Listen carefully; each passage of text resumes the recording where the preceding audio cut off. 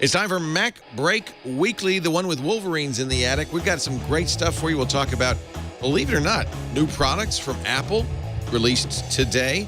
We'll also take a little preview of the new Google Watch and how it might impact the Apple Watch. And what does Healthbook have to do with iOS 8? It's all coming up next. MacBreak Weekly. Netcasts you love. From people you trust. This is Twit. Bandwidth for MacBreak Weekly is provided by CacheFly at CACHEFLY.com. This is MacBreak Weekly, episode 394, recorded March 18th, 2014. Whatever you do, don't unpack. MacBreak Weekly is brought to you by Hover.com. Hover is the best way to buy and manage domain names. It's simple, honest, and easy to use. For 10% off your first purchase, visit hover.com/MacBreak3 and enter the offer code MacBreak3. And by FreshBooks, the simple online accounting solution built for small business owners, just like you, who want to skip the headache of tax time. For a limited time, try FreshBooks free for 60 days. To get started, visit getfreshbooks.com now and enter MacBreak Weekly in the How Did You Hear About Us section. And by Squarespace, the all-in-one platform that makes it fast and easy to create your own professional website or online portfolio. For a free 2-week trial and 10% off, go to squarespace.com and use the offer code MacBreak. It's time for MacBreak Weekly, the show that covers all of the Apple news, such as it is. Andy Anako is here from the Chicago Sun-Times. Leo here, Leo, coming live from the famous Bath Bay, Maine submarine races. It's Wally Ballou, ladies and gentlemen. We had a lot of false starts there. Wally Ballou here. Wally Ballou. Also here, Renee Ritchie from imore.com.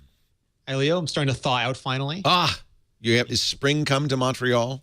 I don't know if it's spring. It's whatever comes before spring when it's still snow on the ground, but you're not freezing when you go outside anymore. Yeah. Pre-spring. We don't know. Yeah, I don't know. You mean like all year round here? It's second winter. Second winter. And now, ladies and gentlemen, I give you Alex Lindsay. Hey, how's it going? He is in Rwanda. It's the giant head of Alex. And look, the asteroids are coming in. He's rowing. He's doing, this is a travelogue. Hello, everybody. How are you? Alex is, are you at your, what do you call it? I'm at the African Digital Media Academy. ADMA. ADMA. ADMA. Exactly. I'm at ADMA. And I'm training all week, so I'm here working with live streaming and keying, cool. Which is why we had this all set up, and we had a little trouble with Skype and then Hangouts, and so we're back to Skype. Actually, looks good. Looks really good now.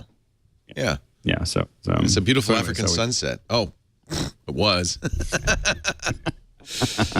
Well, I've brought you all here to discuss the latest hot news from Apple, but that would be a very short show. So maybe we can talk about something else. I don't know. There's a couple of interesting things here. There's some interesting things. I think the big one is iOS 8 and the Healthbook leak. Do we credit Mark Gurman with this? Where did this leak come from? It's all Gurman all the time. All Gurman all the time. Love Mark. Writes for 9 to 5 Mac. And Renee, you probably know the kind of like the source for this information. Is this a beta version of iOS 8 that he's looking at? I don't know if beta is the right word. We'll get the beta at if Apple holds to pattern, we'll get the beta at WWDC 2013. But it's better to think of iOS like a continuum. Wait a minute. Okay, let's fix that. 2014. Yeah. Yeah, sorry. We are now in a new year. It's so hard. So whenever Apple does a new version of iOS, there are features that are pushed down from the executives like Phil Schiller, and there are features that are pulled up from the engineers. Everyone can put their stuff in a big pile, and then Craig Federighi goes through and sorts them and puts them into what they have time and effort to put behind.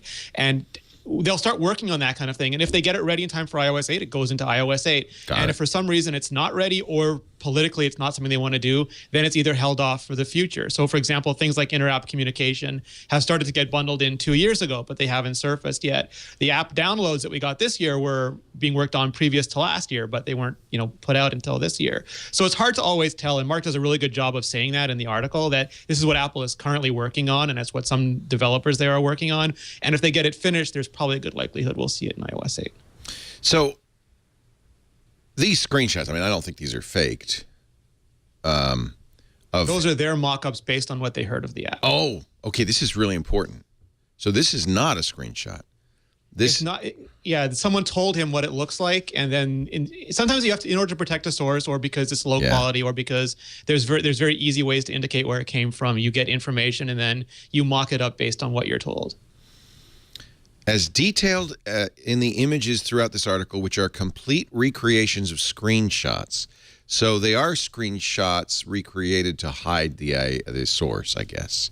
Yeah, or to get good quality versions. Right. Healthbook's user interface looks a lot like Passbook, but of course with different information. So let's take a look at what now.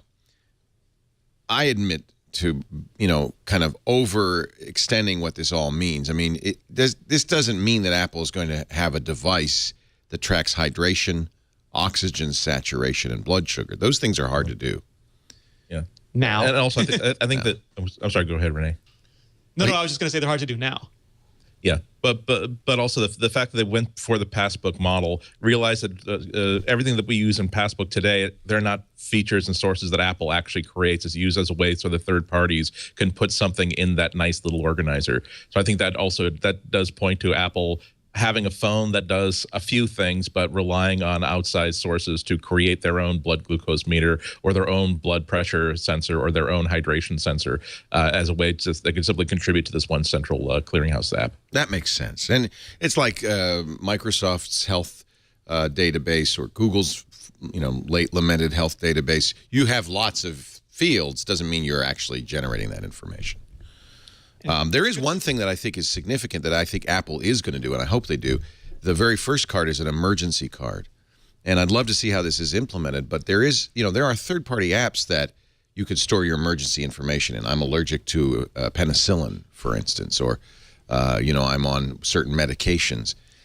It would be great if first responders would have a way to access an Apple standard emergency card as soon as they see an iPhone, say, quick. Particularly if it's on the lock screen. And also it's something really, this isn't something that couldn't be done on Android or Windows Phone, but if you put it on an iPhone, first responders know how to, they're familiar with iPhone.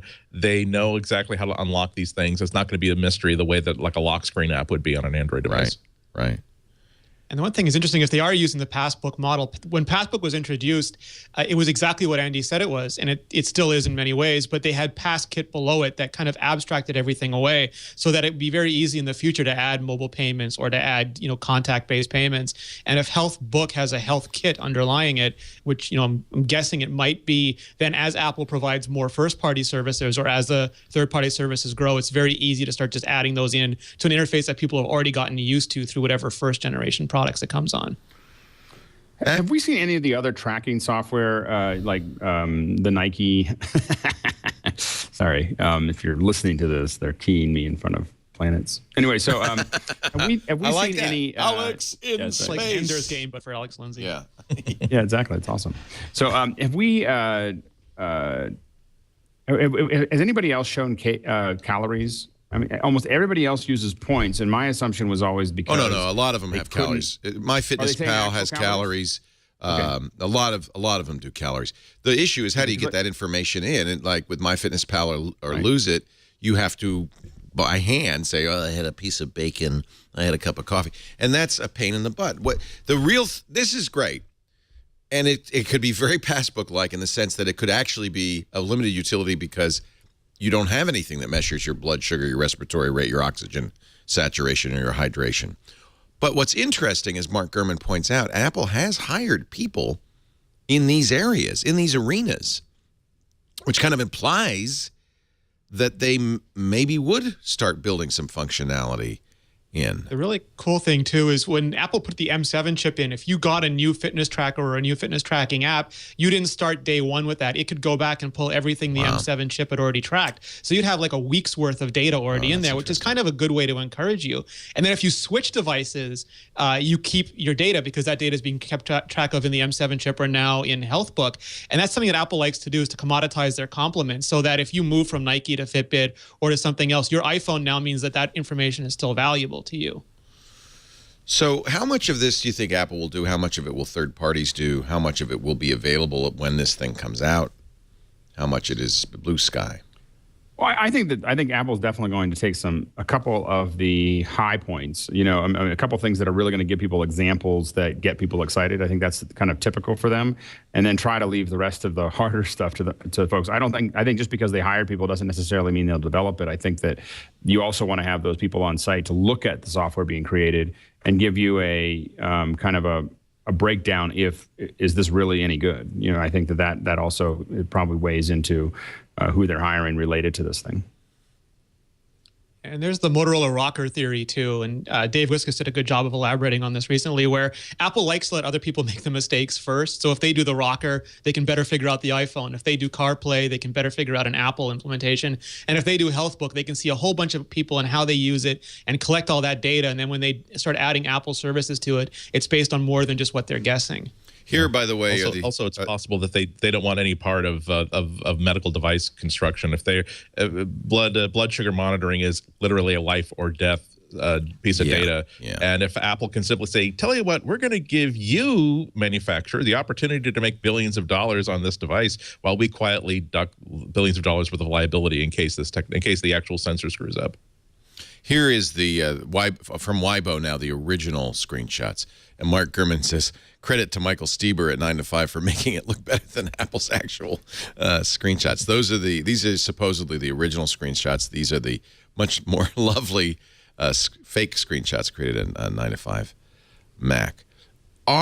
So it's M's, and by the way, oh, I see. They just reversed the order, because I was going to say the emergency card. Actually, they messed with the order of all of the things, so we can't deduce anything from the order.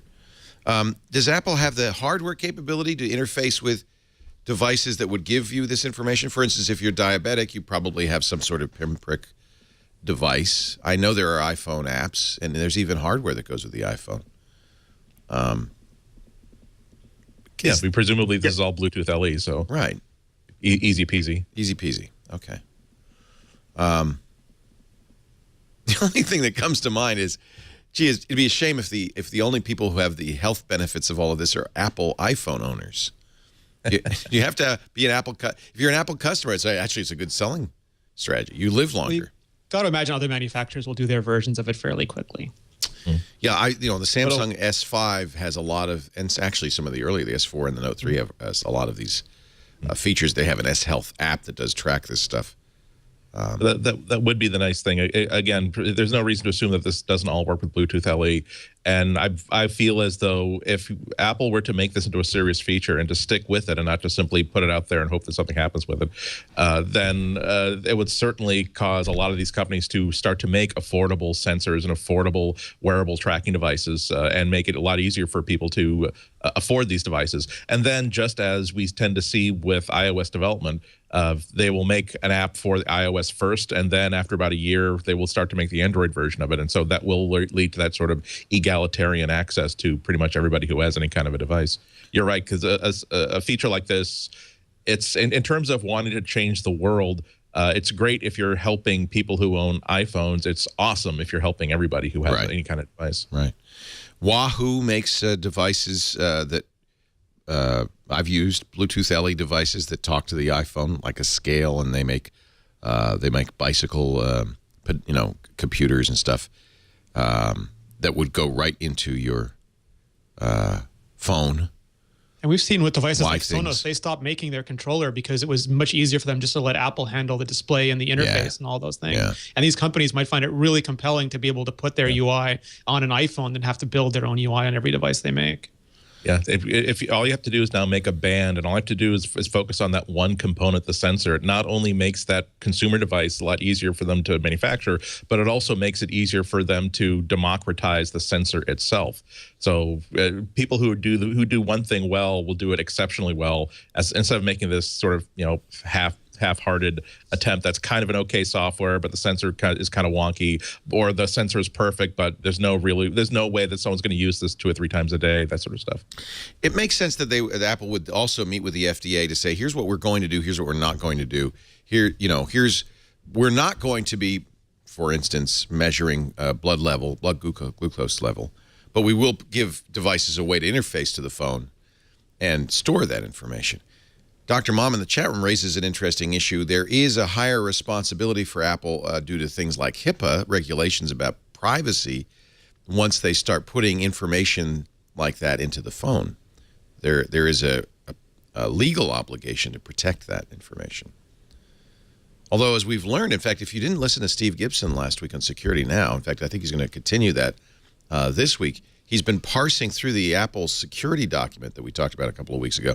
And he's been extraordinarily impressed with the lengths and effectiveness that lengths Apple's gone to and the effectiveness with which they have achieved security on iOS.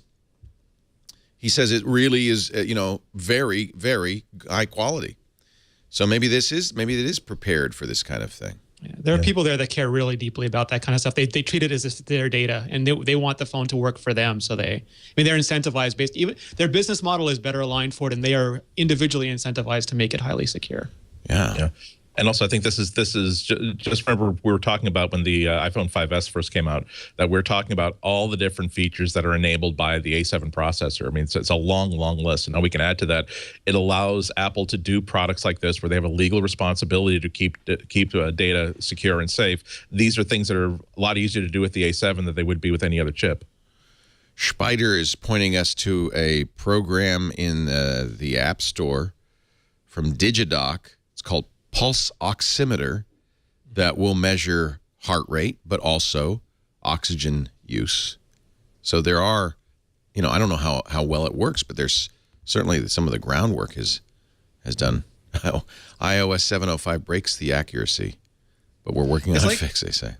It's like what Andy said with the responsibility thing. If you remember back, the original iPhone didn't allow turn-by-turn navigation because Apple didn't want to take responsibility for you driving your car into a lake. And then they allowed third-party ones. And then fast forward all the way to iOS 6, and there was an Apple turn-by-turn. And that took many, many years to get there. But they had a fairly they had a fairly easy plan to see in place for all that. Yeah. By the way, this uses the camera to measure your heart rate. You put your finger over the camera. I imagine that an iWatch, for instance, might have a better tool for that kind of thing. Indeed. Okay. I think we're. I don't know. I find myself every time I'm writing about this, and I find myself about to type the word watch in regards to Apple. I find myself more and more wanting to hedge my bets and saying an Apple wearable device. Interesting. Not necessarily a watch, you say. I'm now almost completely away from the idea that Apple's going to make something that is recognizably a wristwatch. Right.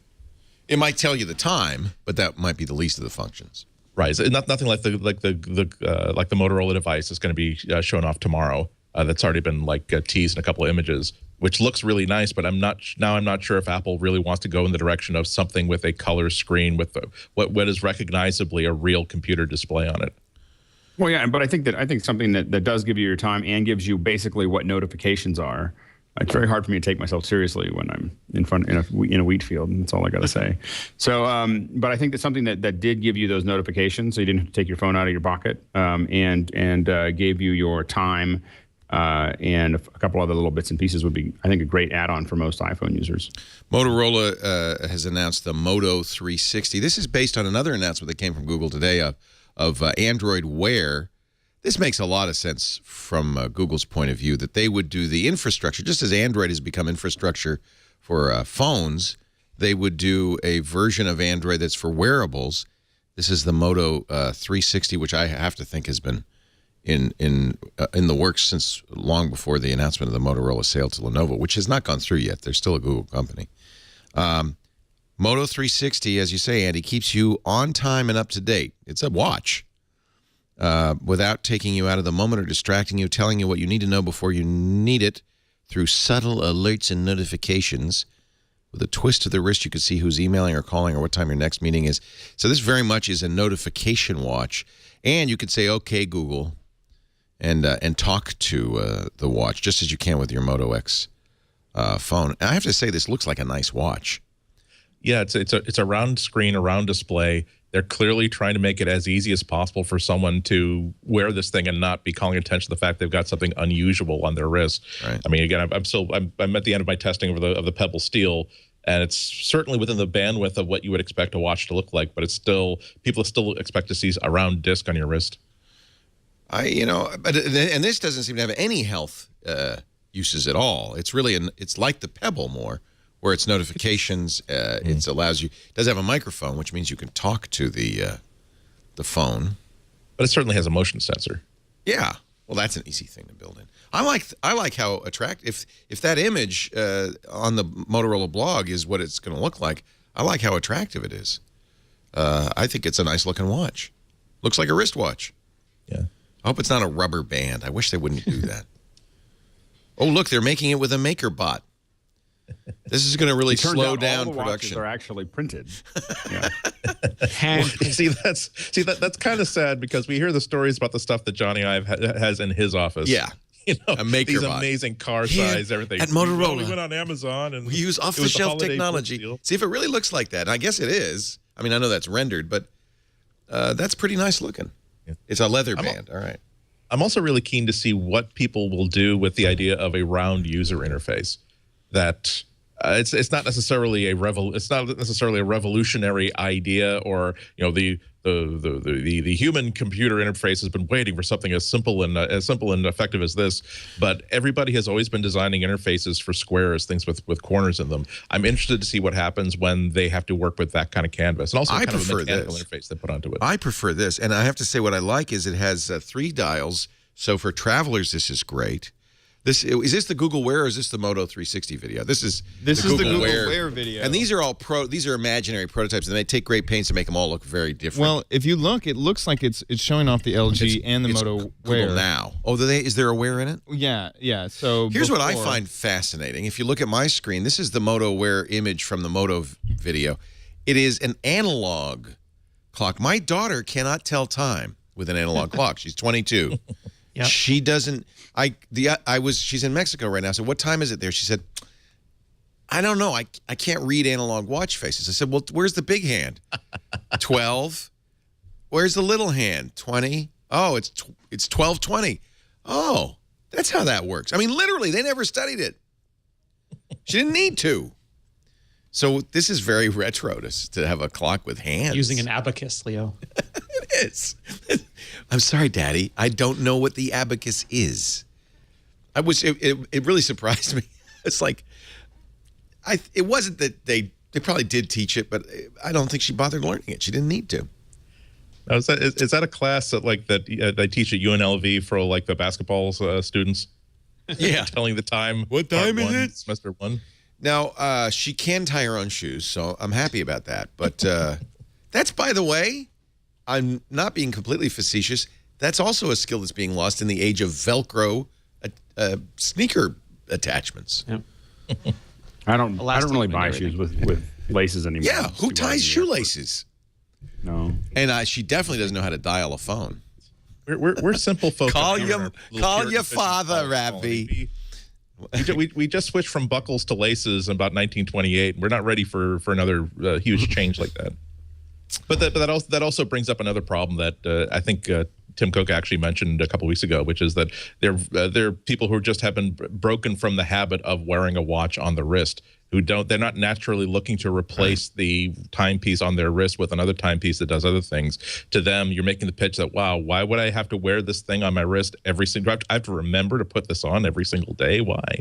They might be actually smart, because the people who wear watches probably do want an analog watch. I do. And they're willing to shell out $250, $300 for it. So now these are images from Motorola. That's it. These are images from Motorola, which imply that the face is not physical. I mean, that looks like these are. Right, no, that wouldn't be physical. Yeah, these are These are Google Now cards. So this must be like Alex's green screen. Yeah. Google Round. Oh, I like that band. When they made the Google Now interface, like the Siri cards, they were already imagining different screen sizes and different implementations. I think that's a reason why the card interface in general is so popular now. Yeah. See, there's the card interface, but that's round. So, wow, look at that. I like that. Did you see what she just did? She showed her watch. That'll work to the woman at the airplane, and they let her on board. I've got a QR code right here. I've tried that once. You can read QR codes, but not clock faces. With all the traveling you do, Alex, have you ever done the Passbook thing where you have the QR code? Oh yeah, I do it. I do it all the time, actually. How does the TSA react to that? Yeah, they're fine. You actually get through the TSA faster with your QR code because they do this little. When you have a paper one, they do this little circling thing, and they check things off. And when you have a phone, they just go click. Okay, you can go on. Nothing they can do. They can't do anything. You can go. Here, just give me your ID. And it's like they're even like exasperated. Like I don't even want to talk to you. Just get out of here.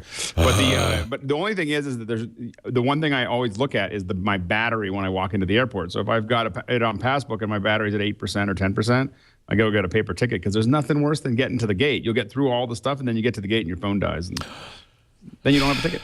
I had that problem. I couldn't pull it up. I've done it twice. Yeah, it's very embarrassing. Very embarrassing. When I use that, no matter where it is, I always screenshot that page because I know I can get to the pictures roll. I don't necessarily. Yeah, exactly. Yeah.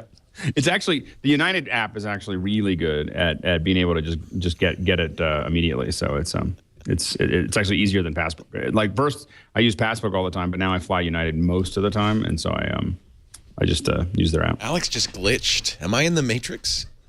No, I got out of the middle on my little webcam. See, watch. Here we go. I love it. He glitched. It was a glitch. Here I come. Oh, man. I feel like I'm it's catching focus. I took the red pill. There's an agent. Like Robin Williams in that Woody Allen movie. All right, let's take a break. Apple's, everybody's got the story right now. I mean, Apple is putting it off. Do you think it'll be this summer? We've seen there are rumors about phones this summer, or when will we see this mythical watch emerge? I think the WWDC is going to be pretty exciting. Myself, you think that's? I think there's that's a lot June, of things. right? I think, man, it seems like the time to do it. It seems like what you'd want to do is show everybody what they can develop for. I think, especially if you want developers to be working on it, give them some time to dig in.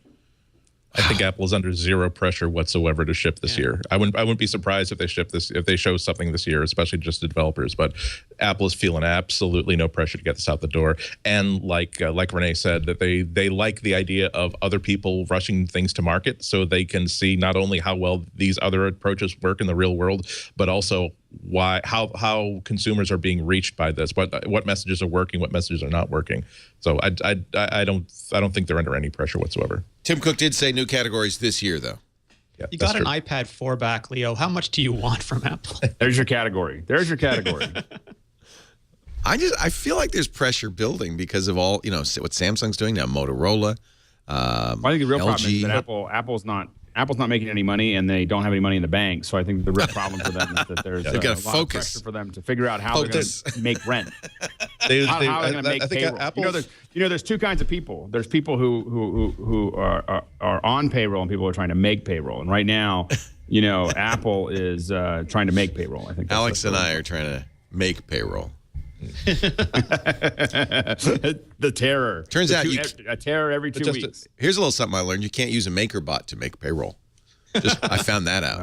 No. It's just too thick. Yeah. It's too thick. That's the problem. It's just the bills are too thick. I told my employees this week we're giving you casino chips, and they didn't buy it. Twit chips. We're paying you in Twit chips. Twit chips. That's a $5 chip no one right wants there. to work for granola either. Twitcoin. Although we're paying you in Twitcoin, it's even better. We're working on it in the basement right now. Where is the Leo and I founder of Twitcoin? actually have a whole section of the basement committed to Bitcoin. We're just planning to just that's pay our off retirement plan. Yeah, exactly. And it works as a fabulous heating system. You get your buddy a Dogecoin. All right, we'll continue on. Alex Lindsay in Rwanda. He's on the fruited plains of Rwanda, even as we speak. For planes is the virtual planes of Rwanda. It's beautiful. I I didn't know that Rwanda was the wheat basket to the world. That's fascinating. According to Chad. Greetings from Alex Lindy's Windows XP desktop. Wouldn't it be great? See, wouldn't it be great if everybody just did green screen like this, and then Chad would have? Oh wait, no, that would. We should do this. We should do this. I think you're right. I think we need to send green screens to all our remote hosts, and then Andy, instead of having a giant Boston clock over his shoulder, he could be in the clock. Exactly. Yeah. I'll be hanging off it like Harold Lloyd. I also need to invoice you for a straw hat and a pair of round glasses. Harold Lloyd knew where the big hand was. I can tell you that right now. Our show today brought to you by hover.com.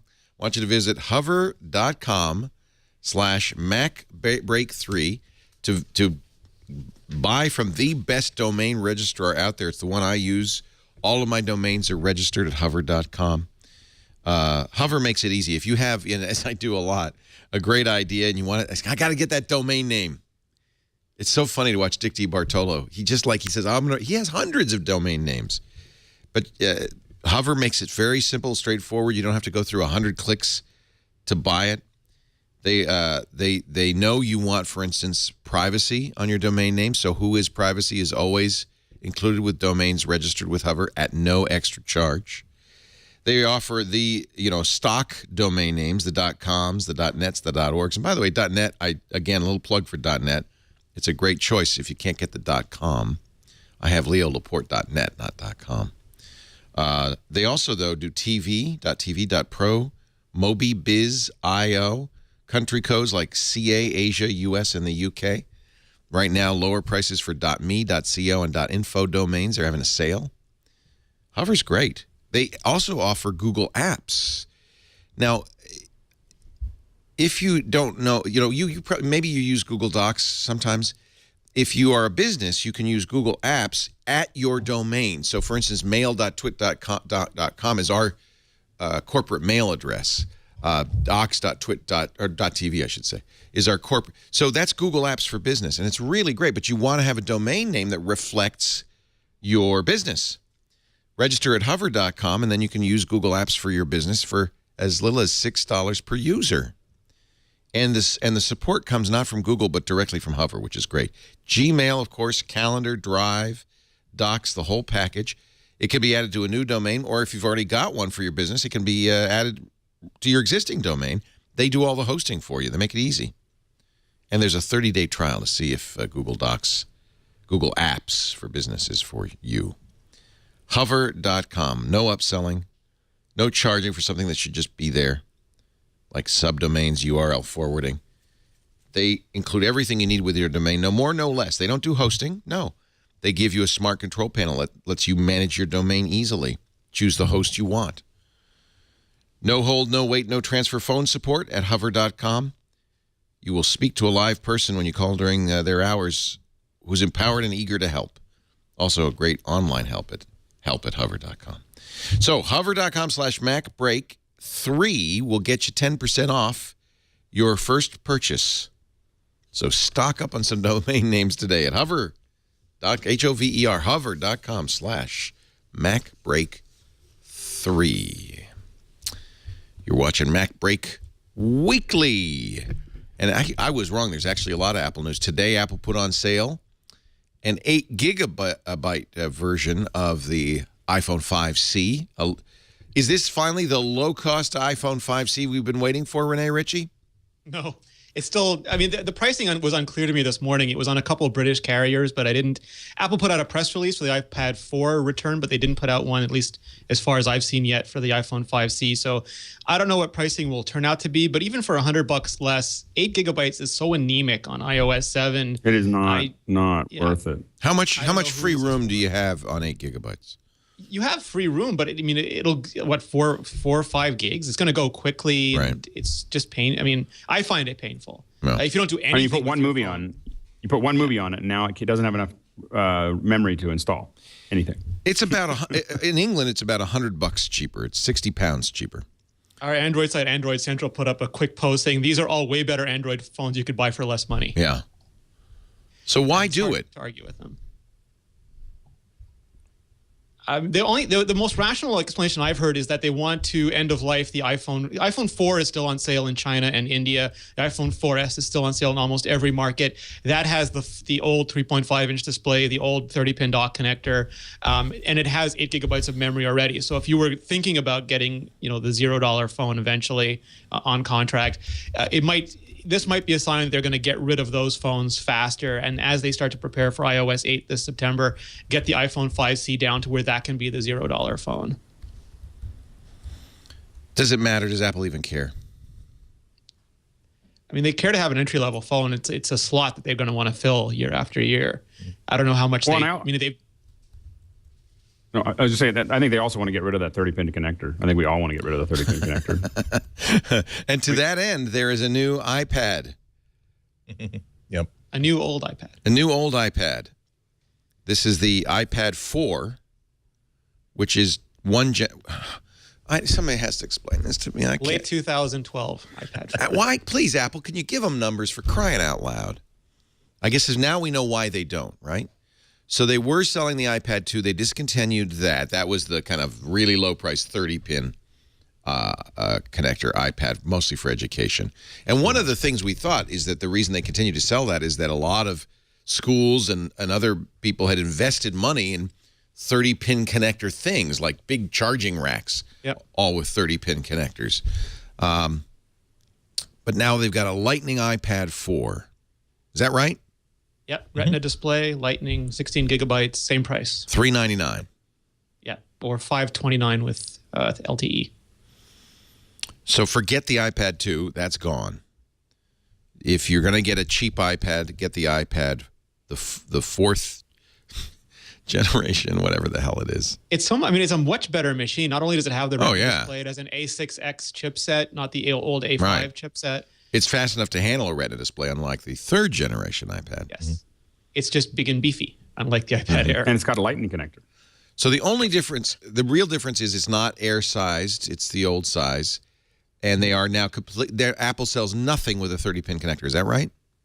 The iPhone 4S is Damn it. for sale as of this morning. Damn it. And the iPhone 4 in India and China. Okay, sorry. Yeah, but I think we can expect to get rid of that. I mean, it's so funny that the 30-pin seemed fine before the Lightning bolt, the Lightning bolt cable came out. And now I still have an iPad 3 that I haven't figured out what I wanted to get, and it's the only thing left in my collection. I have these 30-pin cables that travel around with me, and every time I click it in, I'm like, I can't believe we ever did this. So It's like an animal. Now, so just to be very clear, there's no 2, 3, 4. We're just saying that because for some reason we think we need to say that. Yeah. There are 4 models of iPads. There's the iPad with Retina display. That's the one that's the cheesiest one. The least expensive one. There's iPad Mini is the least expensive one. Oh the old crap! iPad Mini. They still sell that? And that's the Oh, only man. non-Retina display iOS device left. Okay. So the least expensive is the $299 iPad Mini. The next one up is the iPad Retina display. That's $399. That's the forget it. And then Fourth generation iPad. I know, but I don't want to say it. And then there's the iPad Air. That's $499. And also $399 is the iPad Mini with Retina display. Those are there's 4 iPads. And the Retina display Mini and the iPad 4 are now identical prices. Yeah. For 16 gigabytes. Yeah. So good. There you go. And they're all Lightning. To be fair, Apple does sell an adapter that makes Lightning work with the 30-pin connector, right? Yeah. So. Yes. Oh, look at this. It's like animal husbandry, but it exists. There's a button, compare iPads. There you go. Go there and compare. store.apple.com/iPad/compare. And it makes it clear as mud. And we put up 2 articles today going through the differences between all of them and then which features you get with each one and which one you should buy. At least they all have unique names now. Do we know how this new / old iPad registers itself with iTunes? Because one of the things that people found when they're digging into 7.0 and 7.1 were references to new iPads that had not yet been registered yet. So if that takes up one of those 2 slots. I think it's still 3,5, but I'll double check. All right. Well, I guess there's enough now Lightning adapters in the Ecoverse. They've saturated the system. Yeah, it's interesting though. You rarely see this much real clutter in the Apple lineup. So right now, Apple's telling people we have two different kinds of 9.7-inch iPad. One is a little bit less expensive than the other, but not so inexpensive that'll push you into the buy column. That'll push a lot of people into the buy column. We now have two iPad minis that are identical, except for one is Retina, one is non-Retina. The non-Retina one, it looks terrible, but it is slightly less, but it's less expensive than the other one, but still not so expensive that if you are in any mood for saving money, it's going to, like, again, shift you definitely into the buy column, or excuse me, it'll be a big deal to buy this one instead of the Nexus 7 or a Kindle Fire tablet. I think that we're going to see. I'm confused by this. I'm interested to see what kind of a house cleaning Apple has in store for the end of the year that would explain why they want to have these many similar looking models of devices on the lineup at the same time.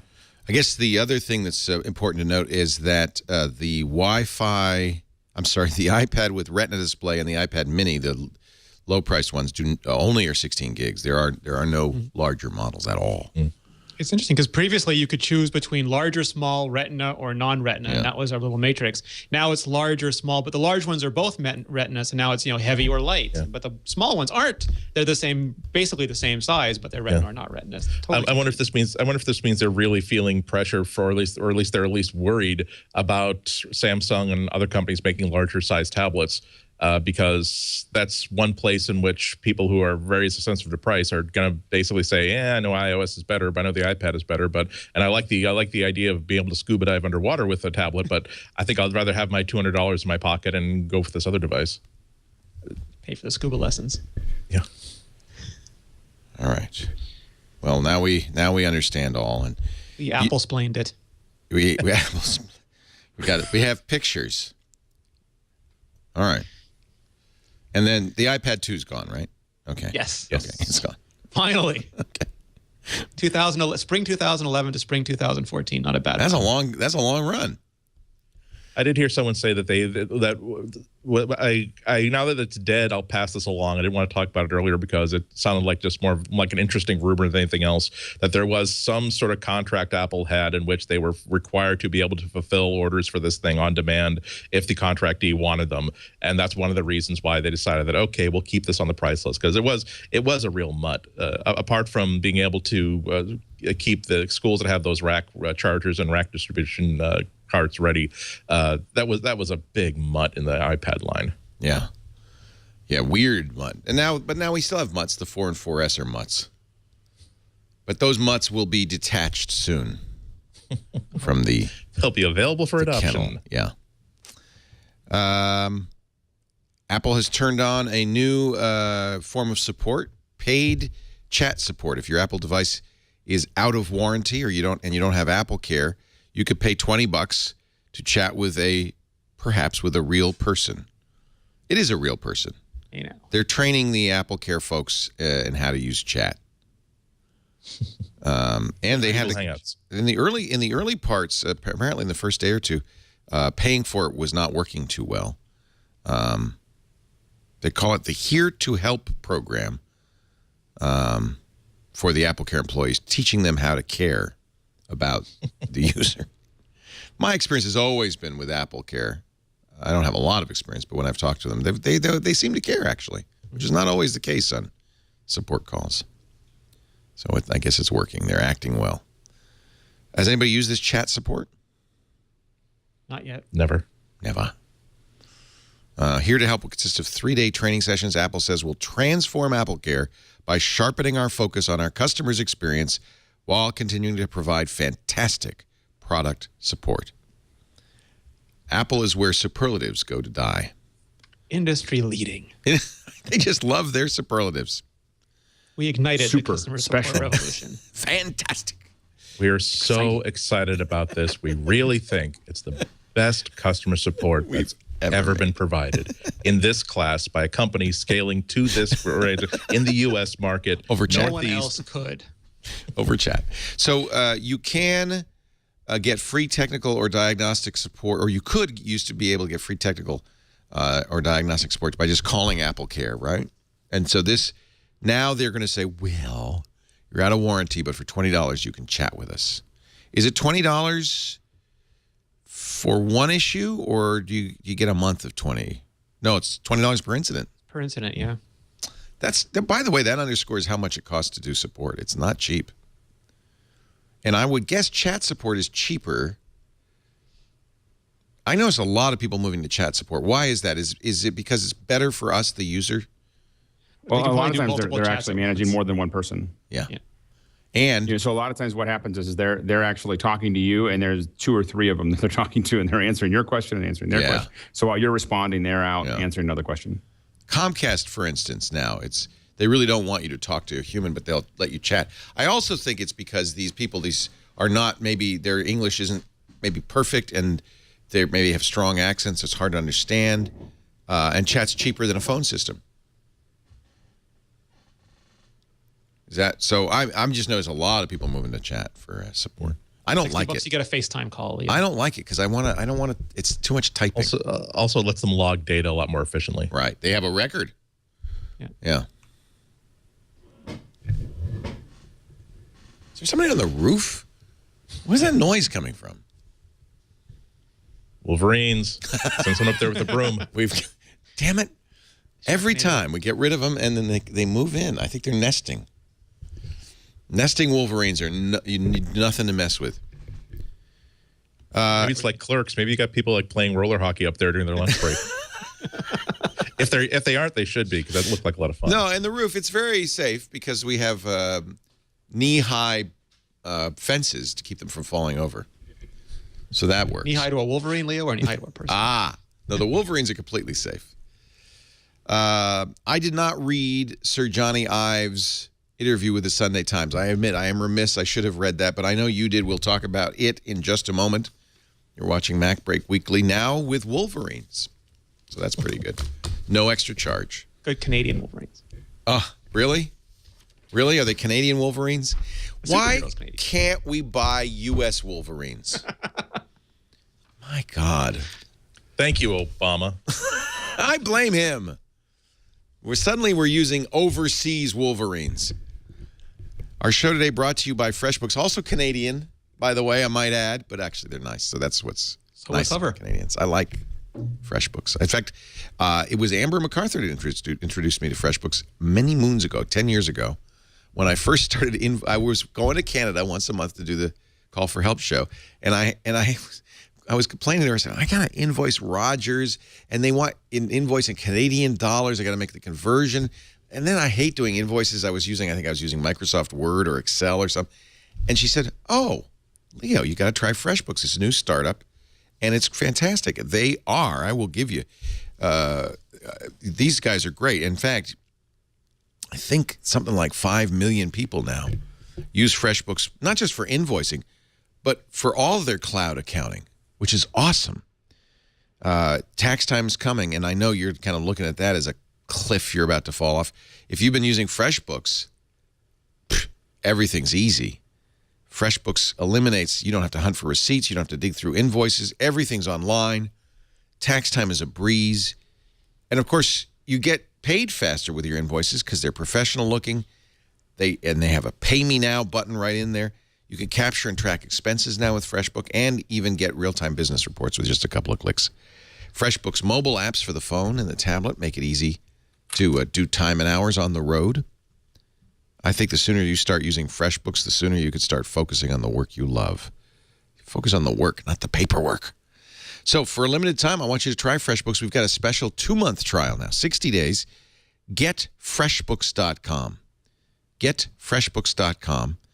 You get a 2-month trial, which will make tax time a lot easier. In fact, you still have probably time to get your stuff in order. And all I ask is if you see the how did you hear about us section, just say it was MacBreak Weekly. GetFreshBooks.com. Make sure you tell them you heard about it on MacBreak Weekly. 2 months free, just in time for taxes. Jony Ive. We can't get an interview with him. Even Leander Connie couldn't get an interview with him. But if you're British, apparently, no problem. The Sunday Times interviewed Mr. Ive. Did anybody read that? I read it. Yeah. The answers were incredibly similar to the answers he gave, in previous interviews. I don't know what the right word for it, but it wasn't very illuminating. It wasn't very new. Yeah, I mean, he didn't. There weren't. I don't know what the ground rules were for this. I don't know how much time the interviewer got with him, but a lot of it was, I just feel like the first thing I do is I think about what this product is supposed to do, and only then do I think about what it should look like. And I never stop thinking about how I can improve these products. A lot of really job interview questions, where if you want to get the job, say, well, what's my biggest fault? I guess my biggest fault is that I never stopped thinking about how I could improve the work that I've done. Yeah. So yeah. I would like. I mean, it wasn't a bad interview. I don't think it was an interview without value. But it kind of was a very surface interview, stuff that you had already heard him say before, or that you could easily imagine him saying. There weren't a whole lot of insights there. Carefully controlled, I'm sure, by PR and all of that. Yeah, I mean, it really did make me think. If I was disappointed at all, it only made me think that I hope that Apple at least is internally allowing people to do interviews and then just lock them away for X number of years, because if I think there's going to be a time when people are going to want to know exactly how were these phones made, what was the point of view of the people who are designing this, why was this choice made and not that choice, not even from an engineering point of view, but even from a cultural point of view. They'll want these answers. Future people who are studying engineering are going to want these sort of answers. So the fact that Apple, especially senior Apple executives, they're so tight-lipped and they don't really give interviews, I think that they're denying future students an opportunity to learn a lot about how one of the most important companies out there made some of the most transformative products of our time. Michael Scott, right? My biggest fault is that I care too much about people. Kind of treat. I thought one of the things I thought was interesting is the design team itself is only 15 people. Seems small to me. And a lot of them have been there for a long time. Yeah.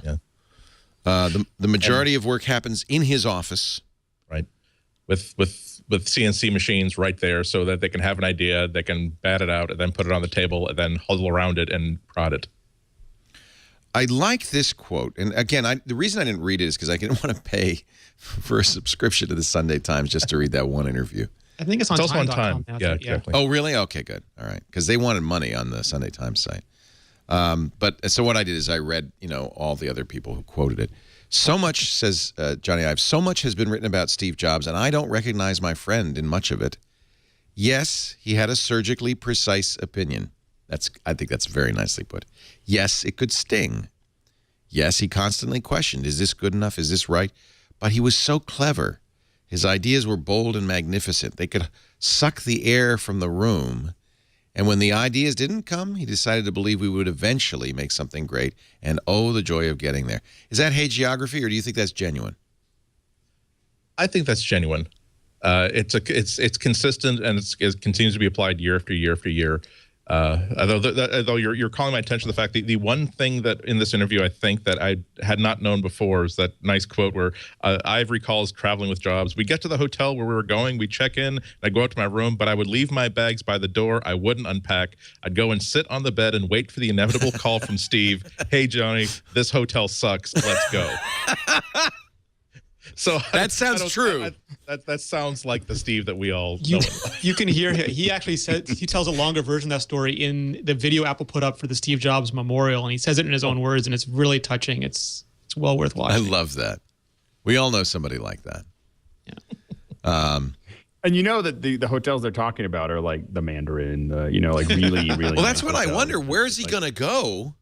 It's like the Four Seasons. This is horrible. I can't believe that they didn't have golden crested cows. Hot water knob is on the left. But then what do you do? The atrium of our room has a waterfall, but it's not a great waterfall. Yeah. It's designed for the, what human would want that. But I wonder, what do you do then? Do you go to another hotel and another one after that, another one after that, or you stay in the jet, Leo? You stay in the jet. Okay. That's probably the. It's a square sink. I can't believe it's got square corners. There is too much furniture in this room. It is 100 with all the lights on. It's 100-foot candles, too dark.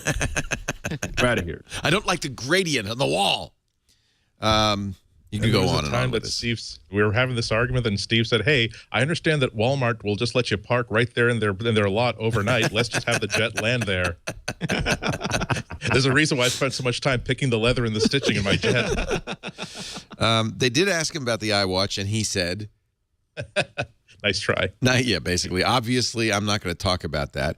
But he did say this, which I thought was interesting. He apparently does read the rumors, right? Because he likened the rumors of about the iWatch to a game of chess, which tells me that he's reading the rumors. He must be, I think, as anybody at Apple would be, kind of intrigued by what people think. Just glad he didn't say Game of Thrones, Leo. That would have been much more. Anyway, okay, good. We just saved you some money. That's too much detail on it. You don't need that many swords on a chair. Who would make a chair out of swords? Come on. All right, so good. I'm glad I didn't spend the money. Although you're saying Time Magazine has it? Yeah, it has the whole thing. Is the Times of London related to Time Magazine, or is it just a coincidence? I think Times just bought it. Oh, they bought it. Yeah. Clever. Would you say that Jony Ive's comments about Apple were mere puffery? A California judge, Edward Chen in San Jose, has turned down a request for a class action lawsuit against Apple by a music teacher. Music teacher bought an iMac. Half of the computer's 27-inch screen went dim after 18 months. The teacher sued and asked to be made into a class action for other iMac users who had similar problems. The judge threw it out with faint praise. He said, the judge said, Apple's claims about the Mac's big, beautiful displays and long productive life do not amount to false advertising. They're mere puffery. So you win some, you lose some. Chen did say Apple may have known about the defect, but it was not obliged to disclose the fault to customers if it fell outside the warranty period and did not create a safety issue. And finally, he said, because it was 18 months in and the warranty is 12 months, you just don't have any standing at all. Apple Care. Yeah. I had a conversation with someone on Twitter about this sort of thing where they're pointing me to a posting someone made because their iPhone battery just went after when it was like 4 or 5 months out of warranty, and took it to the Genius Bar, and they said, okay, we'll swap out a new battery. It'll cost $80 for the part. We won't charge you for labor, of course. And this person on Twitter was upset because they thought that Apple should give better service than that. And I had to point out that, well, it's a 12-month warranty. It was out of warranty. They replaced the part. They're not going to charge because they could take it in someplace for free and have it fixed for free and just only pay for the cost of the part itself.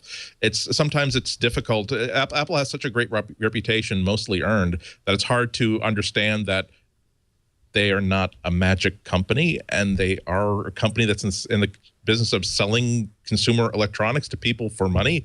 And as a result, it's not as though they're going to say that, hey, I know that your phone is 9 years old. I know that you ran over it with a truck and then you spit on it, but hey, we'll give you a free one because we're fabulous. That's not how it works. So that's one of the rare liabilities that Apple has for having produced so much great service in the past, so many great long-lasting products in the past, and also creating products that people have such a close emotional connection to. They feel as though I'm not just buying a phone from any other company. I'm buying a phone from a company that I believed in. And oh no, they only did exactly what they promised me they would do when they sold this thing to me. That's horrible. The expectational debt. This stuff does break. And after warranty is over, that's the reason why the warranty is not infinite. And to be honest, I would be very, very bummed too if I bought a brand new phone and it required a major service after only about a year and a half. Right. I would expect at least 2 years, and I'm really expecting 3 out of any major consumer electronics. Well, imagine a $2,200 iMac, 27-inch screen. You can't use it after a year and a half. That pissed me off. But the repair charge is $500. They replace it for $500. Right, and if this were such a big issue, believe me, we would have been, guys like us would have been on shows talking about this for about every single week for about 18 months since that product came out. So clearly, every now and then you get a machine that doesn't really work that great. Yeah. Apple has dropped its 30-day return policy on iPhones. It's now only 2 weeks, 14 days. Or it will, I guess it did, March 13th. So return it faster. I I'm guessing that depends on local ordinances too, because some places have consumer protection. Sure. laws. Yeah.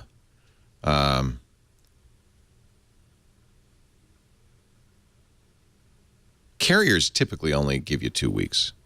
Yeah, So they'll the break it faster. The deal was kind of you buy the phone, you go, yeah, I don't really like it that much. You got 2 weeks to bring it back to AT&T, but Apple will say, hey, you can have a whole month to bring it back to us. I can't even find the box after the second day. That's my problem. I think I'm going to take this back. generally am so confident about Apple products, I have to admit that I don't save the box. And I can't say that for a lot of devices, but for Apple Put them all products. behind me. Well, That's part of such the a problem cool, is the only way to well-designed open- box. Well, you know, I my tear it boxes. open like this. Rip. Apple wants Samsung to pay $40 a device for the 5 software patents the judge and the court in their Apple Samsung lawsuit said Samsung had infringed upon. $40 per phone or tablet. Good luck with that. That's a good deal. That's the phone number tapping feature. You know, you tap the phone number and it dials it in an email. The unified search, data synchronization, slide to unlock, and autocomplete. Those are the 5 patents Apple asserts and won in court that Samsung stole. $40 a unit. So that means that Samsung has to pay that if they continue to use those? I mean, that's the argument. That's what they want. Yeah. Florian Mueller writes in Foss Patent that is kind of an unheard of amount of money, $8 per patent per unit. You need to get that. I bet you it's on YouTube. You need to get the Braveheart thing where William Wallace rides out and talks to the English noble. That's pretty much what Apple was saying. Well, and think about if it's $8 a patent, the number of patents in a modern day smartphone are roughly 125,000. So they'll ask for the moon, Samsung will offer nothing, and then there'll be some arbitration. Let's see, $8 a patent. That's about $1 million a device in royalties. It's funny because Jony Ive in that interview talked to, like, they asked him, what do you feel about other companies copying you? And he was nonplussed about it. He was like, it's so hard to figure out these problems. It's so much sweat and toil. And then someone just comes along and uses all your answers. Right. Yeah, but we've had this conversation before. I mean, if we can set aside the Samsung's first couple phones, you can come up with a pretty good roadmap of ideas that did not originate with Apple, that Apple seemed to think the world of and decided to put into their own devices. But apparently that doesn't count, though. No. It's like you can lend your stuff, but you can't borrow it, Andy. Exactly. It's like no. We simply saw the friction point in someone else's design and we fixed it. You're welcome. Florian Mueller is so incensed that he actually publishes the transcripts from this. He says this is really punitive on Apple's part, trying to punish Samsung because there really wasn't any other way to punish them. Well, we'll see. I mean, the judge has the final say in this. That's Lucy Coe, I think, Judge Coe. That will be. Are we taking bets on exactly when this thing will be completely settled? Never. And I'm not talking about like us having to talk about it. I'm talking about where whatever Samsung did, they've admitted they've done it. However much Apple thinks they should pay, and the judges agreed that they should pay it. Then Samsung wrote the check, and it's done with. It's like, for heaven's sake. Yeah, $40 But it's a handset. it's cheaper to hold it in court than to pay it. That's absolutely going to happen. I mean, it's cheaper to hold it in court than to pay it. Right. Keep on throwing. I mean, for Samsung, it wouldn't make sense to settle at this point. I mean, they've got nothing to lose other than just to hold it in court. Here's a cool thing that we didn't know about the Apple TV update from last week. We talked about it last week and how it allows us to rearrange icons and, you know, it has the jiggle, jiggle, jiggle thing. But according to Daring Fireball, Apple has also enabled AirPlay device discovery over Bluetooth in Update 6.1 on the Apple TV. So you don't need, I guess it means you don't need Bonjour to AirPlay anymore. Apple TV can search for connectable devices over Bluetooth, bypassing not only Bonjour, but I guess Wi-Fi. They're not going to send the signal via Wi-Fi. They're just going to negotiate via Bluetooth. I mean, they're not going to send the signal over Bluetooth. They'll negotiate, and then we'll then send over Wi-Fi, I'm sure. Yeah, I think that's how Bluetooth Not fast 4.0 enough. works in general. Ah, of course. But is Bluetooth 4.0 in the Apple TV? Or is it the older Bluetooth? No, I believe it's the current one. That's why you can do the tap to set up Nice. as well. Very nice. You have a nice review, Renee, on imore.com of iOS 7.1. It's been out for a week now. A couple of weeks. Or is it just a week? It seems like time is A week. It launched. Yeah, Just they a didn't week. do a gold master. They just put it Right. live. Anything I mean, we had just gotten it when we did the show last week. Gosh, that's hard to believe. I feel like I've been using iOS 7.1 for years now. I like the usability improvements, I have to say. Stability is far. The No spring. springs are fixed. No resprings. Never. Not one. Yeah, it's solid. I made the point in the review to say that some people will say this is iOS 7 as it was meant to be, but it's really more than that. It's Apple having spent 6 more months, and the lessons they learned launching it the way that it was have let them bring it to where it is now. And it's much solid. It's much more refined. It's much more polished. It's much more consistent. They used to put out the X.1s much faster. They used to come out 3 months later with the iPod Touches, and it took them 6 months to get this out. And there's not a ton of new features, so it kind of just highlights again how massive the changes were, both above and below the hood for iOS 7. The new phone app, people have noticed, has not only looks different, but has some nice new features. That's good. You get a picture on the lock screen, right? Is that new? The button placement are new. The button styling is new. You don't get the full screen picture anymore. I think, Andy That's made a right. good You point get last that week little that it's dot. a little bit better for privacy. Yeah. In mixed company. Yeah, especially if the picture, well, you know. Yeah. Battery life. Some people have complained that it's reduced their battery life. Have you seen that or heard that, or is that just an isolated few? So that is absolutely true, but that absolutely happens every time iOS is updated. You'll get it. We run a poll every time, and every time some people say it's much better. Most people say it's pretty much the same, and other people say it's much worse. And the thing that contributes to that the most is the update process. Because when you're updating 1 million, 10 million, 100 million devices, some of those aren't going to be great. They're going to be bit rot on some of them. There's going to be, bad restores on other ones, and all those things can just churn away. They can have rogue processes and just waste your battery life. But if you take a new device, if you take a device and set it up as new on iOS 7.1, you will have as good, if not better, battery life than you did under iOS 7. That's interesting. So so it's a question of taking cruft from previous installs along with you. I've seen some people suggest that resetting all the settings is one way to fix that. You actually have on imore.com a troubleshooter, how to fix your iPhone, iPad battery life problems on 7.1. You say test the battery life on standby first. That was especially true on iOS 7 in general. Like if you waited, if you had an iPhone 4 or something and you waited to go to iOS 7 till 7.1, there's so many new features. You're going to be playing with it all the time. And we actually tested this with some people because they were using it so much. The screen was on all the time. Their battery drained much faster. It's new phone syndrome. So it's really important to actually put it down and watch whether the battery drains or not when it's sitting there. Because a real battery problem, you'll put the phone down at 80%. It'll be hot. You'll pick it up again a few minutes later at 70 or 60%. Yeah. That's key. In fact, being hot is often a symptom too. When I feel a phone that's not doing anything hot, then I know there's a runaway something, right? Yeah. The radios or the processors. Yeah. So you do say that. Also, go ahead. And also, you want to know that you want to look at where you are. Like so, I spend a lot of time in a lot of different places, and if you have if you're in a location or a city that has either a lot of congestion or a lot of bad cell service, your phone is going to burn up a lot faster. So because it's constantly looking for towers, it's constantly trying to negotiate, and that really will tie up your battery very quickly. And I think I notice it. I mean, I spend enough time in different cities that I notice that certain cities that actually I blame on my battery life. So I know that I'm going to, like in Rwanda is a good example. It's constantly changing things around and moving things around, and so I have to keep charged up much more often than I would at home. Yeah, race to sleep. If the phone can power down faster, the battery life will last much longer.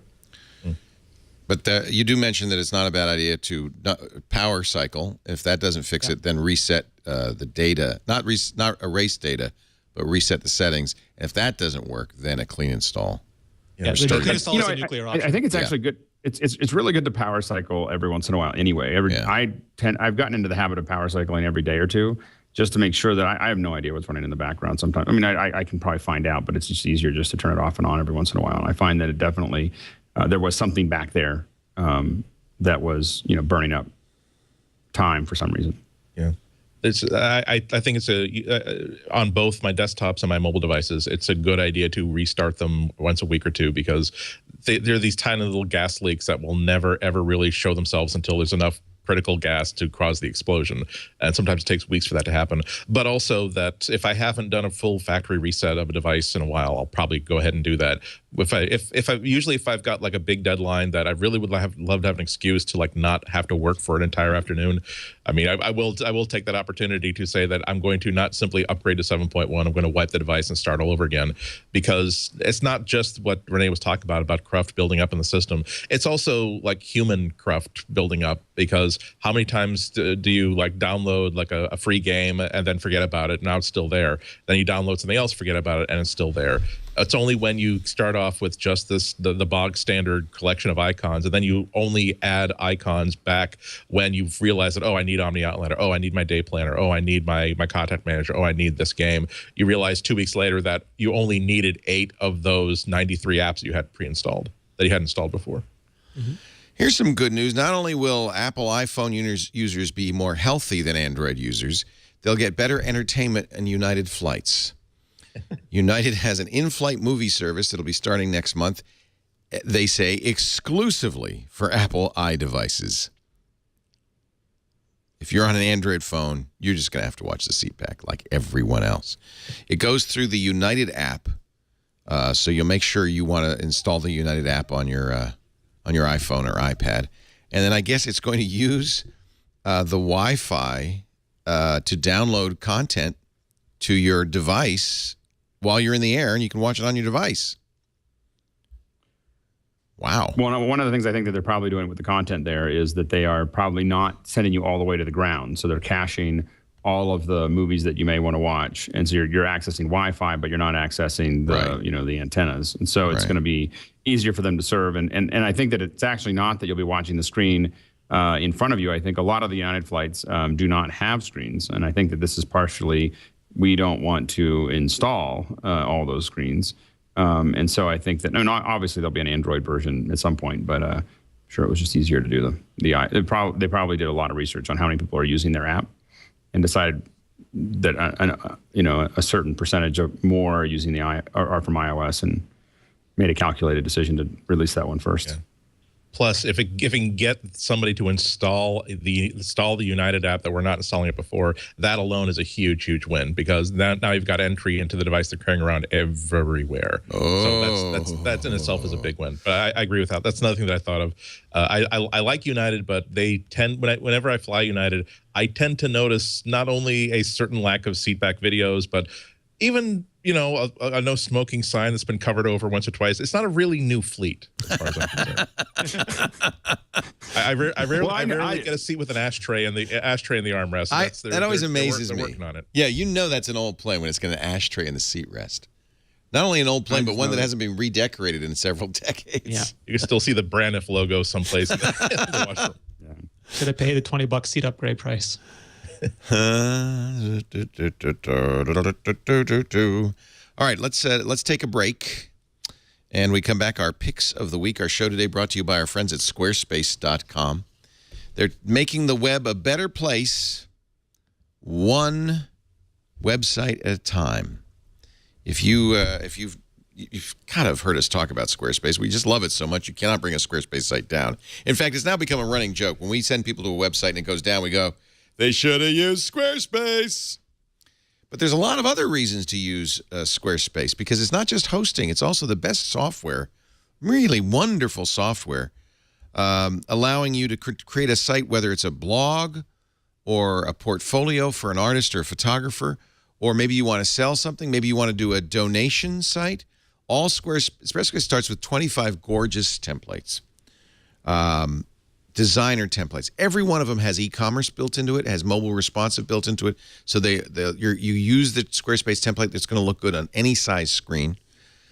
And then if you decide, even at the $8 a month amount, that you want to do some e-commerce, you can. You can sell one item. So, if you've got a book, you can sell it.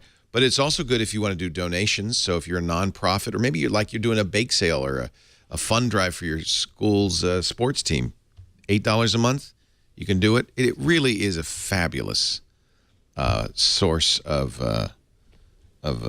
web design. You don't if you are a CSS expert or a JavaScript expert, they have a great developer platform, but you don't need to be.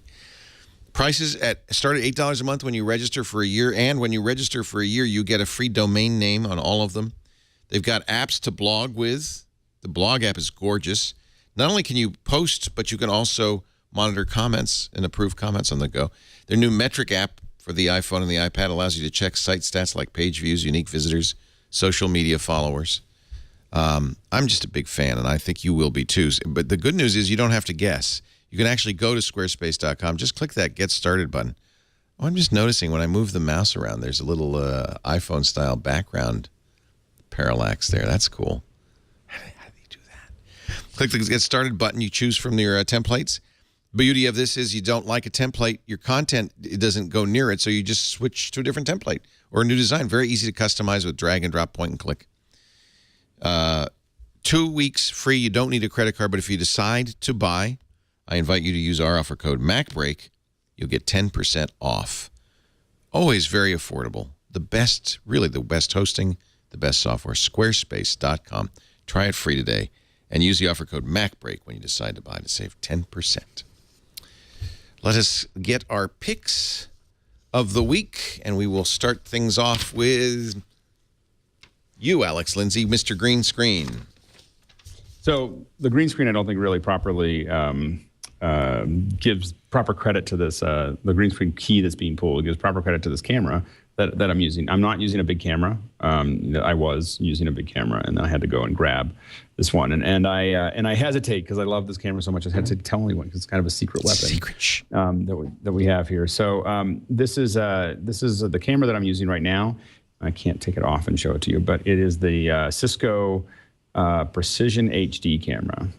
And this is it's pretty nifty. It's got a 50 millimeter FOV, and I don't have a 920 with me, but we've been using Logitech 920s and 930s for a long time. We probably have nearly 100 of them for some reason or another somewhere, and we started using this one, and it's not cheap, I will admit. And even those ones there, I mean, we bought them from someone else. I think the real price is probably $320.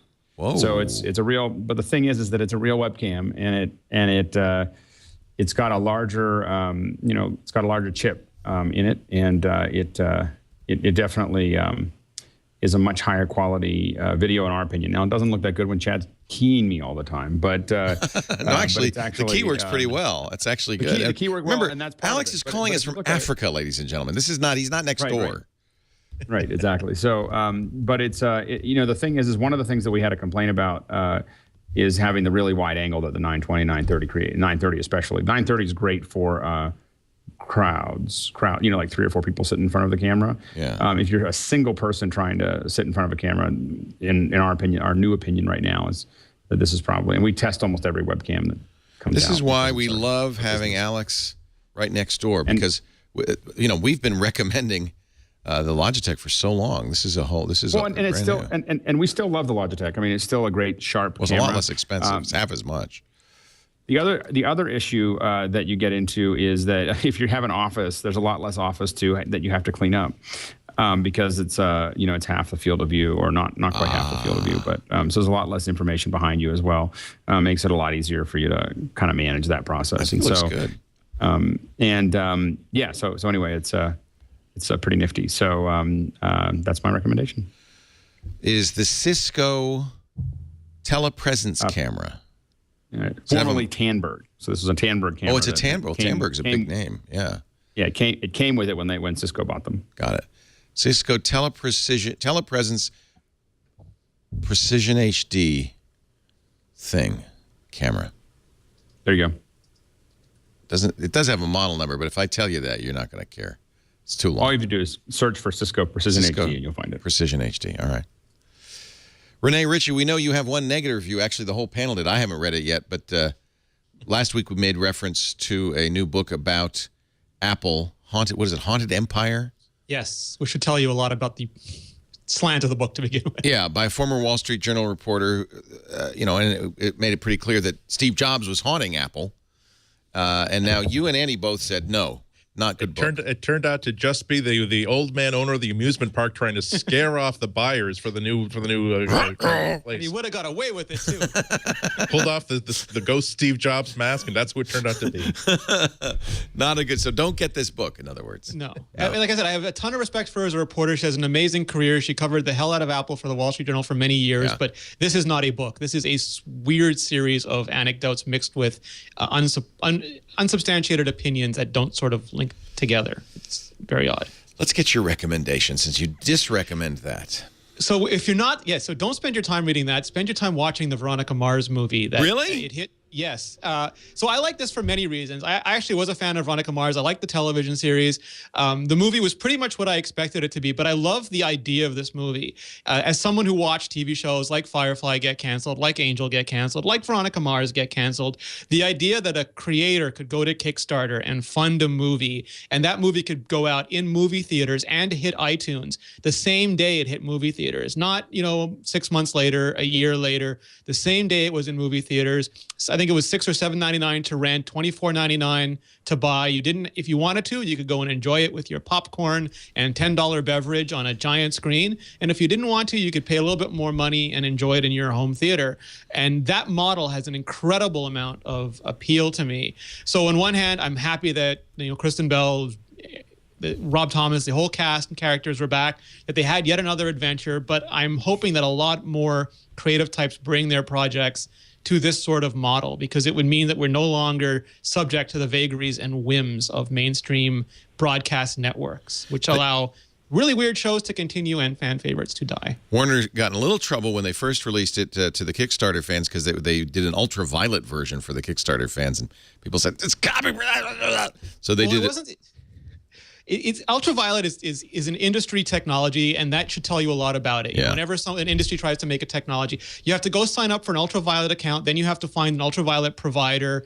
A lot of technological people live tweeted trying to do it, and if they had trouble doing it, I can only imagine our civilian friends and relatives trying. But also, it was hard to do for people who use the Apple ecosystem. You could get them on iOS apps, but they didn't enable AirPlay or AirPlay mirroring, so you couldn't beam it to your Apple TV. And there's no ultraviolet app for the Apple TV yet. So it was just a really kludgy experience. I backed it on Kickstarter. I bought a ticket for the premiere, and I bought it on iTunes. But most people, they just want to get it the way they originally paid for it, and I can't blame them. Well, and as Rob himself said, it doesn't seem fair that if you paid for a copy of the movie a year ago, if you were a backer on Kickstarter, that you have less choice than people who decide to buy it today. And Warner Brothers owns part of Ultraviolet, so it's no Yeah. surprise they went with that. Warner Brothers did offer to refund Kickstarter backers for the price of a film. So now I have never seen. I love Kristen Bell. I think she's fabulous, but I've never saw the TV show. Would I enjoy the movie? It is Buffy without vampires. So if you enjoy that sort of really strong female lead character, very smart dialogue, very witty, it's a typical murder mystery sort of a structure, but it's got a lot of young, I would call it teen angst in the original show, but now she's in her 20s and in law school. So young person angst. Yeah. Maybe, but I love the way it's put together. Apparently, successful opening weekend theatrically. Well, a little slow, but they made $2 million at the box office, and Rob Thomas is already talking sequel. So I think they feel like it's a success. It did cost more than $2 million to make, but it's not over yet. Well, and they got the Kickstarter backing, but I like this model. I like that Joss Whedon or someone else who's a very passionate creator could go and do this. Yep. Mr. Andy Inatko, your pick of the week. I got two quick picks because Renee decided to go into the performing arts with one. I decided to also mention Diana Damrau Forever, which has been married to her. Is she your secret girlfriend? I just dig her. She's my favorite soprano. She has that. There was a lot of opera music I didn't get into because performers who had this really to me, just an obnoxious style that wasn't really very humanistic. There wasn't a lot of acting, there wasn't a lot of performance in it. And then the first time I heard her in a performance, it's like, oh, okay, let's see what else she's recorded. Great. This is a great CD. It's 1/3 is like recital pieces. The other 2/3 are like Broadway and movie musical tracks, which is often off-putting for an opera singer because as a kid, my parents had the Placido Domingo like pop album, which was I could have danced tonight. Yeah, I don't want that. Yeah. And so she basically shows what if you have someone who Gomer Pyle sings My Fair Lady. Exactly, Yeah. exactly. So when she sings these songs, it's more like she adapts her style to make it suitable for exactly perfect for this sort of stuff. It's been available in the UK since October. Of course, I special ordered it in the fall. Finally available in the US on the iTunes Store and now as a CD on Amazon as of last week. Good stuff. Again, if you're not into opera, if you just like good vocalists, I think you'll really enjoy that. But the more conventional thing is, I've become sort of nuts for Domke's hardware wraps, DONKE. These are like you've seen cases that are designed to form fit they're laptop sleeves, or it's an iPhone case, or it's a camera bag or something where it's a form fitted and has a latch and stuff like this. These are what these wraps are is that it's just simply a rectangle of fabric that is Velcro affinity. Is that your cod piece? What is that? Well, it's like a diaper. So the deal is that you can basically create a case for anything that you want.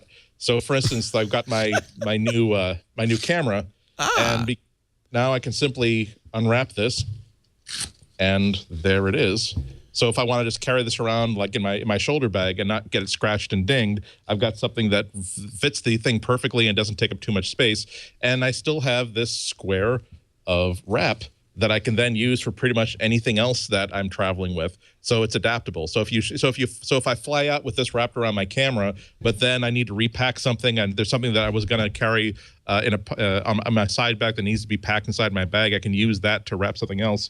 And they're really, really versatile. I bought one for, believe it or not, just a camera lens, and then wound up like buying every size that they had. And by accident finding it, let me put that down on the floor so I don't drop it. And by accident finding, for now at least, my favorite 13-inch laptop sleeve, which is just this thing right here. It is just all it is a 19-inch version of that wrap, but you simply Velcro this up, and now you've got a plain, simple envelope that fits it perfectly.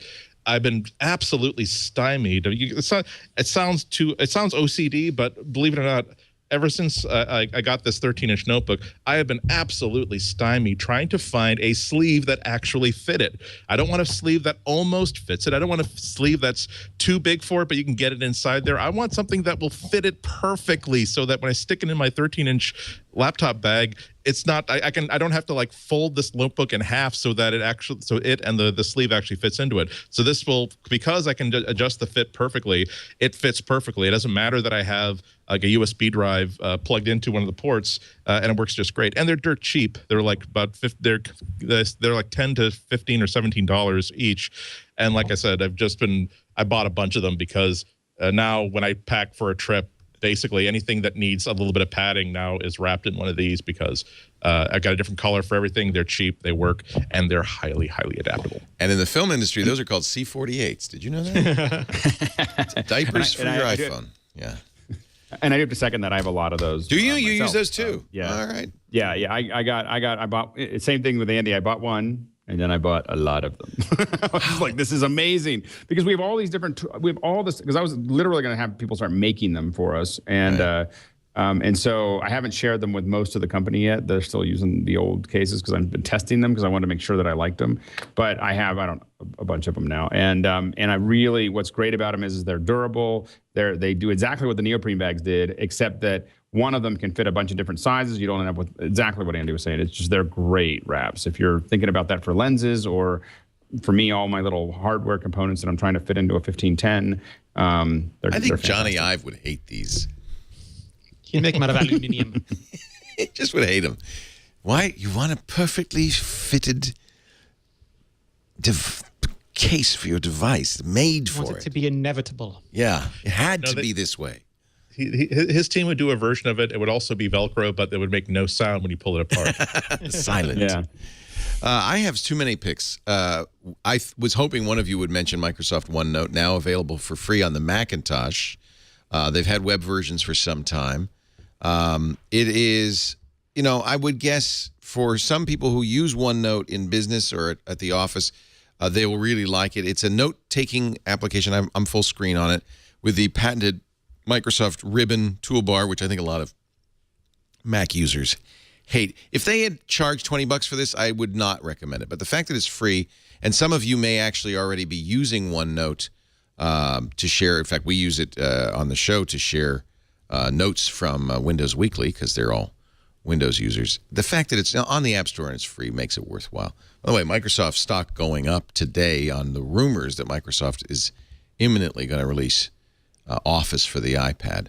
Yeah, they have a big media event next week, I think, with the first public event with their new CEO. Yeah, so yeah, and OneNote for the iPad and iPhone have been out for some time. So OneNote is kind of like Evernote.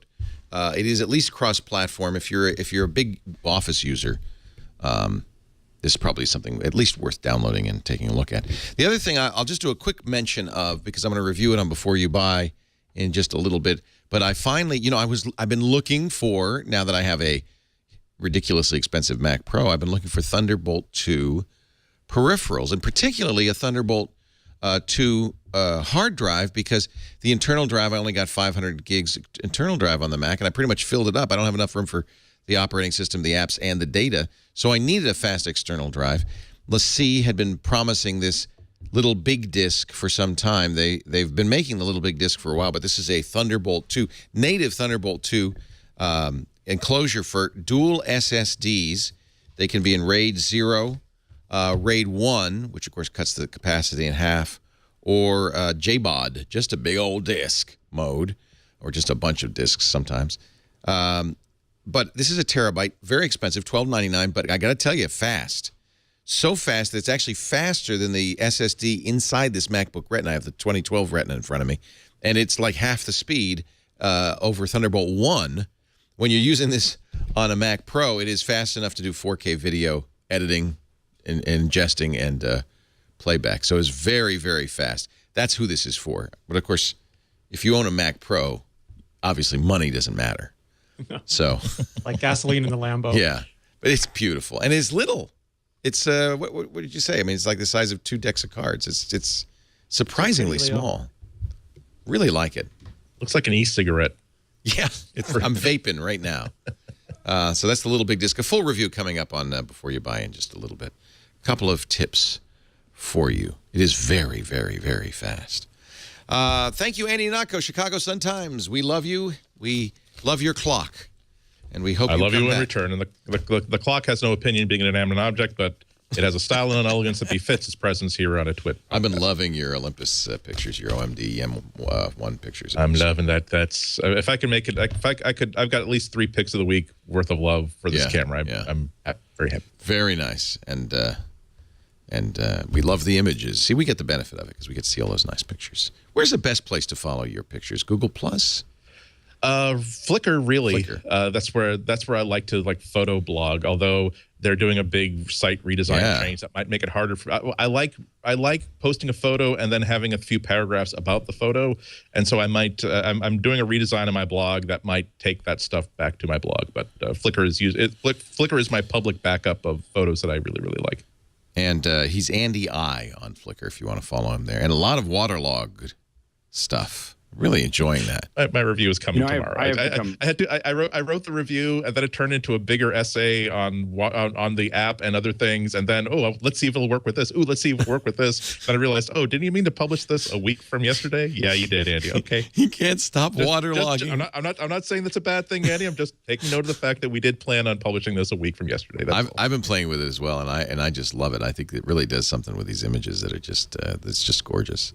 And what I think is interesting is that it takes images that weren't that good as photos and makes them actually there's something about them and I've learned. I mean, I'm using it almost every day. Like anytime I'm waiting for something or in line, I'm like, what's another photo that I'm going to try to waterlog?